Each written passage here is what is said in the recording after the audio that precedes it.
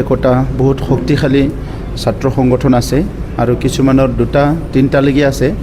So এই ছাত্ৰ সংগঠনবোৰে নিজৰ নিজৰ জনগোষ্ঠীৰ উত্তৰণৰ কাৰণে, নিজৰ নিজৰ জনগোষ্ঠীৰ নিৰাপত্তাৰ কাৰণে, নিজৰ নিজৰ জনগোষ্ঠীৰ ভাষা সংস্কৃতি অস্তিত্ব ৰক্ষাৰ কাৰণে সংগ্ৰাম কৰি আহিছে।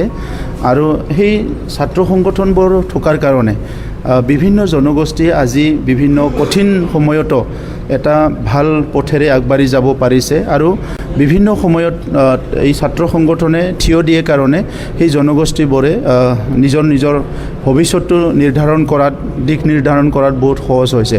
তো সেইকাৰণে ময়ো যিহেতু ছাত্ৰ সংগঠনৰ পৰা আহিছোঁ, মই তেখেতসকলক শ্ৰদ্ধা কৰোঁ। আৰু আজি তেখেতসকলৰ পৰা শুনিম যে বিশেষভাৱে বিটিআৰ অঞ্চলত ভূমিৰ সমস্যাক লৈ বহুত মানুহে বহুত কথা কৈ থাকে। মানে স্বাধীনতাৰ প্ৰায় ৭৮ বছৰ বিভিন্ন অঞ্চলত মানুহে ভূমিৰ অধিকাৰ পোৱা নাই, তেনেকুৱা ইছ্যু আছে। আমি চৰকাৰত অহাৰ পিছত আমি যথেষ্ট চেষ্টা কৰিছোঁ এই ভূমিৰ সমস্যা সমাধান কৰাৰ কাৰণে। আৰু ইয়াৰ বাহিৰে শিক্ষাৰ সমস্যা, বহুত স্কুলবিলাকত ছিংগল টিচাৰ আছে, আজিও আছে। আমি বহুত এপইণ্টমেণ্ট দি পেলাই ৰেচনেলাইজেশ্যন কৰি আছোঁ, কিন্তু সেই ইছ্যুবিলাক তেখেতসকলৰ লগত আলোচনা কৰিব লগা আছে।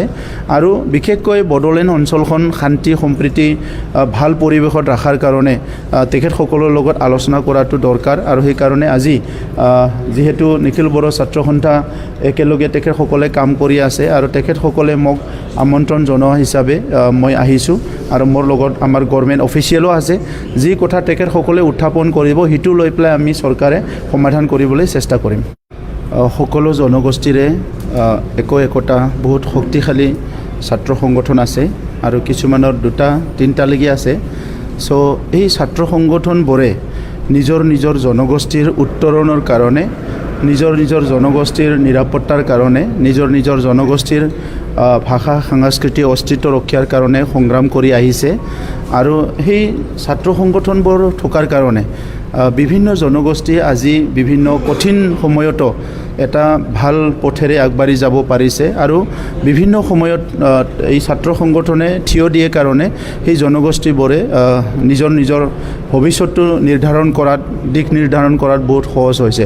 তো সেইকাৰণে ময়ো যিহেতু ছাত্ৰ সংগঠনৰ পৰা আহিছোঁ, মই তেখেতসকলক শ্ৰদ্ধা কৰোঁ। আৰু আজি তেখেতসকলৰ পৰা শুনিম যে বিশেষভাৱে বিটিআৰ অঞ্চলত ভূমিৰ সমস্যাক লৈ বহুত মানুহে বহুত কথা কৈ থাকে। মানে স্বাধীনতাৰ প্ৰায় ৭৮ বছৰ বিভিন্ন অঞ্চলত মানুহে ভূমিৰ অধিকাৰ পোৱা নাই, তেনেকুৱা ইছ্যু আছে। আমি চৰকাৰত অহাৰ পিছত আমি যথেষ্ট চেষ্টা কৰিছোঁ এই ভূমিৰ সমস্যা সমাধান কৰাৰ কাৰণে। আৰু ইয়াৰ বাহিৰে শিক্ষাৰ সমস্যা, বহুত স্কুলবিলাকত ছিংগল টিচাৰ আছে, আজিও আছে। আমি বহুত এপইণ্টমেণ্ট দি পেলাই ৰেচনেলাইজেশ্যন কৰি আছোঁ, কিন্তু সেই ইছ্যুবিলাক তেখেতসকলৰ লগত আলোচনা কৰিব লগা আছে। আৰু বিশেষকৈ বড়োলেণ্ড অঞ্চলখন শান্তি সম্প্ৰীতি ভাল পৰিৱেশত ৰখাৰ কাৰণে তেখেতসকলৰ লগত আলোচনা কৰাটো দৰকাৰ। আৰু সেইকাৰণে আজি যিহেতু নিখিল বড়ো ছাত্ৰ সন্থা একেলগে তেখেতসকলে কাম কৰি আছে আৰু তেখেতসকলে মোক আমন্ত্ৰণ জনোৱা হিচাপে মই আহিছোঁ। আৰু মোৰ লগত আমাৰ গভৰ্ণমেণ্ট অফিচিয়েলো আছে। যি কথা তেখেতসকলে উত্থাপন কৰিব সেইটো লৈ পেলাই আমি চৰকাৰে সমাধান কৰিবলৈ চেষ্টা কৰিম।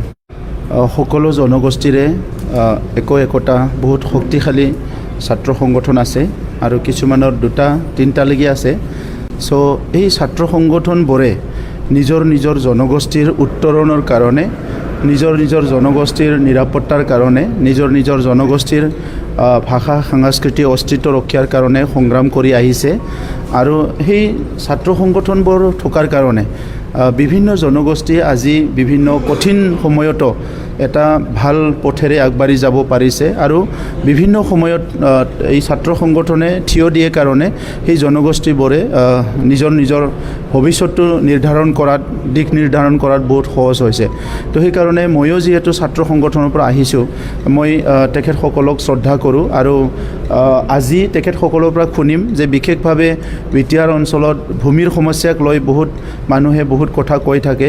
মানে স্বাধীনতাৰ প্ৰায় ৭৮ বছৰ বিভিন্ন অঞ্চলত মানুহে ভূমিৰ অধিকাৰ পোৱা নাই তেনেকুৱা ইস্যু আছে আমি চৰকাৰত অহাৰ পিছত আমি যথেষ্ট চেষ্টা কৰিছোঁ এই ভূমিৰ সমস্যা সমাধান কৰাৰ কাৰণে আৰু ইয়াৰ বাহিৰে শিক্ষাৰ সমস্যা বহুত স্কুলবিলাকত ছিংগল টিচাৰ আছে আজিও আছে আমি বহুত এপইণ্টমেণ্ট দি পেলাই ৰেচনেলাইজেশ্যন কৰি আছোঁ কিন্তু সেই ইস্যুবিলাক তেখেতসকলৰ লগত আলোচনা কৰিব লগা আছে আৰু বিশেষকৈ বড়োলেণ্ড অঞ্চলখন শান্তি সম্প্ৰীতি ভাল পৰিৱেশত ৰখাৰ কাৰণে তেখেতসকলৰ লগত আলোচনা কৰাটো দৰকাৰ আৰু সেইকাৰণে আজি যেহেতু নিখিল বড়ো ছাত্ৰ সন্থা একেলগে তেখেতসকলে কাম কৰি আছে আৰু তেখেতসকলে মোক আমন্ত্ৰণ জনোৱা হিচাপে মই আহিছোঁ আৰু মোৰ লগত আমাৰ গভৰ্ণমেণ্ট অফিচিয়েলো আছে যি কথা তেখেতসকলে উত্থাপন কৰিব সেইটো লৈ পেলাই আমি চৰকাৰে